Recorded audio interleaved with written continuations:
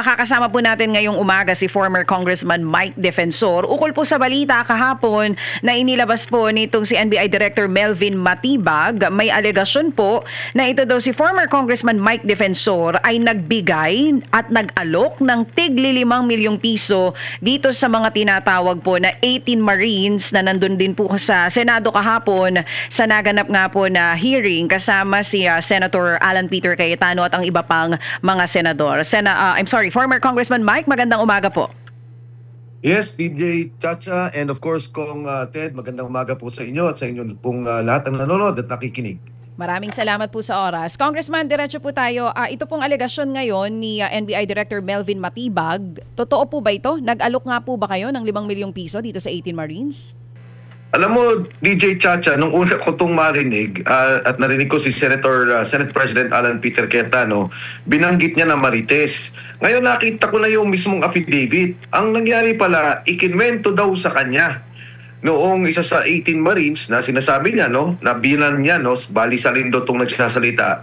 And hindi naman ako kasi nakabura yung pangalan pero parang kasi sinasabi, yun daw ay ipinangako. Kaya ako yung natatawa kasi diba parang hearsay Ito nga inilalabas nila, bakit ang NBI naglalabas ng isang balita na hearsay? At ilalabas niya to at itataon niya sa mismong hearing ng Blue Ribbon Committee na kung saan lalabas ang 18 Marines. Halatang halata na ang gusto lang gawin na isiraan nung hindi na mapigilan na lalabas yung 18 Marines sa komite, ayun, siniraan na nila at sinasabing may 5 million. Nalinaw naman nung nagsalita yung mga Marines, talagang grabe yung emosyon, no? Nag-iyakan doon. Nakita ko mismo, sa harap ko sila, nung nabanggit nung isa, ngayon ko lang, nung umaga ko rin nalaman na namatay dahil sa cancer. At yun nga, sinasabi niya, wala kaming pera, hirap na hirap kami, kung ano man yung naipon namin, talagang, siyempre, kailangan supportahan yung pamilya, doon na uubos. Siguro pasalamat ko lang dito kay Attorney Matibag dahil doon sa ginawa niya, biglang nagbuhusan yung mga tao na nagme-mensahe, maging sa social media, sa Facebook, na nagsasabing gusto nilang tumulong at alalayan yung 18 Marines. Inuulit ko, yung affidavit na sinasabi niya, yung binabanggit niya, kwentong kutsero, kwento lang sa kanya na hearsay at walang batayan. Ang binabanggit po dito ng NBI, ang salaysay daw po nung source na lumapit daw po sa kanila, may pauna daw po na halagang 700,000 pesos at babayaran daw in tranches hanggang umabot daw po ng 5 milyong piso. Sir, ano pong sagot nyo dito? Kasi ang sabi niya, isa daw sa mga kamag-anak ng 18 Marines ang lumapit po sa kanya. Hindi siya kamag-anakan. Ang nakita ko yung mismong affidavit, parang binaran niya daw yung isa sa 18 Marines. At itong nagsasalita, nagkwento sa NBI, ayun nga, yung binanggit mo, may 700,000 daw, pinangakuan daw ng 5 million. Kung natatandaan mo, DJ Chacha, ganyan-ganyan yung ginawa nila kay Sergeant Orly Gutesa, na sinasabi nila, oy, sabihin mo, na ino-offeran ka ni Senator Marcoleta at ni former Secretary Mike Defensor na para sabihin mo yung mga sinabi mo sa komite. Kaya ako yung natatawa kasi mabuti nga yung kay Orly Gutesa, siya mismo na pinapapirma siya na gano'n ang kanya sasabihin. Dito, kwento ng isang tao sa kanila. Bakit naman naging gano'n? Parang hearsay. Kahit sino pwedeng gawin yun Pwedeng lumapit sa NBI at sinabing inarinig ko. Ganito yung sinabi. Para namang walang katuturan na isang abogado at lalo tigit ang institusyon ng National Bureau of Investigation, papatol sa ganitong kwentuhan. So, Sir Mike, doon po sa sabina ng NBI, haharap po kayo kung sakali man sa June 10? Kakausapin ko yung aking abogado tungkol dito kasi parati naman sila nagkakaroon ng sapina sa amin. Katulad nung una, sinapina na rin ako.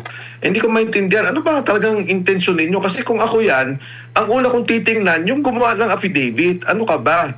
Kwento lang pala sa iyo yan O turo mo sa akin, mag-record ka, o meron bang mga messages. Pagkatapos, mismong yung tao, kung gusto nila, puntahan nila yung 18 Marines, kung sino man doon, sinasabi nila, yun ang kailangan tingnan. Bakit yung kwentong kutsero, kahit na ba sino lumapit sa NBI, magkwento, pwede na, tapos imbestigahan mo na yung inakusahan? Parang hindi naman ata tama yun. So, hindi pa po kayo sure doon sa pagharap ninyo sa June 10? Ang sapina kasi ng NBI, hindi naman yan sapina ng korte. Kailangan ko lang i-discuss sa aking abogado kung paano namin titingnan to. Pero sa akin, katawa-tawa. Walang batayan, kawawa namang NBI, imbis na ginagamit yung kanilang pondo para sa tama imbestigahan yung binanggit ng 18 Marines. Tingnan nila yung CCTV, hanapin na ginagamit nila sa ganitong mga bagay na kwentong kutsero. Oo. So, May mga lumalabas po kasing balita nung una na walang problema sa inyo, nahaharap kayo doon kung sakali man. Pero ngayon, depende pa po ito sa magiging ugnayan ninyo sa inyo pong abogado. Hindi ako natatakot na umarap, except nung nakita ko nga yung mismong affidavit, para naman bakit ganun? Di ba? Parang ba't nila bibigyan ng halaga yung ganun? At ako bilang sinasabihan na tinuturo ako, parang double hearsay na para sa akin yung ganung kwento, parang ang hirap naman patulan. Pero bagamat ganun, wala yan. Hindi ako natatakot dyan. Walang ibig sabihin niyang kasong yan. At katulad ng sinabi ni Senate President Alan Cayetano, talagang parang marites yung naging kwentuhan. oo. Sir, ang sabi nyo nga po, hindi totoo yung 5 million pesos. Pero para klaro lang din po sa mga nakikinig sa atin, may tulong po ba pinansyal o kahit anong klaseng tulong na ibinigay po kayo dito sa 18 Marines? Basta ako, tumutulong sa 18 Marines. Nung umpisa pa man, sinabi ko na yan. Hindi ko naman yan tinatago. Dahil ang sinasabi ko sa kanila, yung nangyari kay Sergeant Orly Gutesa, hindi ako papayag na yung pamilya natatakot nila, pinabantayan nila yung bahay, maging si Sergeant Orly Gutesa nung una proteksyon, naging detensyon. So ako tumutulong at marami ding tutulong. As to the amount, hindi ko masabi kung ano sasabihin mo na gaano kalaki ba yan kasi madami sila 18 tong mga sundalong to at hindi ko naman kaya na tulungan ng buo ang lahat ng pangangailangan. Pero hangga't kaya kong makatulong sa kanila, tutulong talaga ako. Oo, hindi nyo po masabi yung amount. Pero yung tulong po bang ibinibigay nyo sa kanila, is it weekly, monthly, pangkain po ba ito, pangrenta ng Hindi. bahay? Wala. Basta tumutulong ako sa kanila and marami pang tutulong sa kanila. Marami din tumutulong, no? Kahit naman nung nakaraan.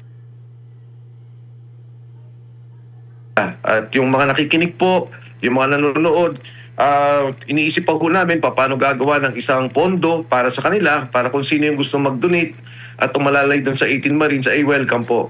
Maraming mga nagsisignify na sila mismo magre-raise ng pondo para malalayan yung 18 Marines. Oo. Kung may tama nga, no, nung huling namin kayong kausap ni Manong Ted, nabanggit nyo na rin po yan na talagang kayo, very honest and open, na tumutulong naman talaga kayo dito sa 18 Marines sa ito dahil naniniwala kayo sa kanilang ipinaglalaban. Kung di na po natin maalala kung kung anumang halaga yung naibigay na, kailan po yung huli na nagbigay kayo ng financial help sa kanila? Nung huli, siguro nung after silang lumabas, hindi naman ako nagbigay ng financial help. Inalalayan ko sila. In fact, nakita nga pa nga yung kotse ko doon. Yun nga yung naging batean doon sa NBI. And kahit papano, yung mga ilang kasama na ako yung nag-organize kung paano sila magtatago, kung paano sila, kahit yung pang-araw-araw na pangangailangan, na nakalalay kami. Hindi lang naman ako yan. Ayoko na lang sabihin, pero maraming retratong sundalo ang nakaalalay din sa kanila. Oo. Pero sabi nyo po kasi hindi Financial help, pero pangangailangan nila sa araw-araw. Paano po ba yung explanation nun, sir? Well, for example, nung mga panahon na yon, syempre kakain din yung mga tao. Bibigay mo sa kanila kung ano yung matutulong, kung bigas, kung kailangan nila ng mga ulam. Ito yung mga tulong na patuloy naming ginagawa dahil nga nagtatago sila hinahanap sila. Siguro masasabi ko kahit kahapon sinusundan sila. So ito yung patuloy na kailangan gawin para maproteksyonan itong mga sundalong to. Oo. So at least klaro po, hindi financial help. Halimbawa kung kailangan po ng pagkain, bibili kayo at yun ang ibibigay sa kanila. Para hindi makulayan, ganun po ang ginagawa niyo po. Basta kung ano man yung pangangailangan, gagawin namin. Hindi ko masabi na ito lang o ganito lang. Kasi iba-iba naman, matagal na rin silang nandyan na nagtatago. Matagal na rin naman sila may mga umiikot, gumagalaw. So tuloy-tuloy naman kung ano yung mga pwede nating mga alalay para sa kanila. And you're confident na walang Hanap na ebidensya po itong sina Matibag tungkol po sa inyo sa pagbibigay nyo ng 5 milyong piso na yan. Alam mo, kahit na magbigay ako ng lagpas pa sa 5 milyon, kahit magbigay ang kahit sinong tao ng pera sa kanila, hindi yun problema. Kanyari kami, pribado ko, o may tutulong na pribado sa kanila, hindi yun illegal. Pero kahit na nga sabihin mo na ganong pagtulong, hindi rin totoo yung sinasabing 5 million. Kaya yung tulong namin, tuloy-tuloy kami tutulong. Kung sino man ang gustong tumulong, hindi po illegal yan. Walang masama. At kung naniniwala kayo sa adikain nila, sa kanilang mga sinasabi, at naniniwala kayo kailangan silang tulungan, wala hong problema yan. So, yung pagtulong, hindi ho illegal yan. Yung sinasabi ni Atty. Matibag, huwag kayong maniwala. Ang gusto niyang palabasin, siraan yung mga Marines na may kapalit na pera yung pagsalita. Wala pong ganon. Ang mga sundalong to, hindi nakinabang noong mga panahon na bigay ng pera. Ang mga sundalong to nagtrabaho para sa bansa. At kung nagsasalita sila ngayon, ito po ay patuloy dahil sa kanilang paniniwala na serbisyo para sa ating bansa. Yung nakita nilang korupsyon, ay nakita nila itong palang pagdideliver ng pera ay konektado rito. Kaya ngayon po sila nagsasalita. Yan ang importante sa ginagawa ng ating kasundaluhan sa ngayon.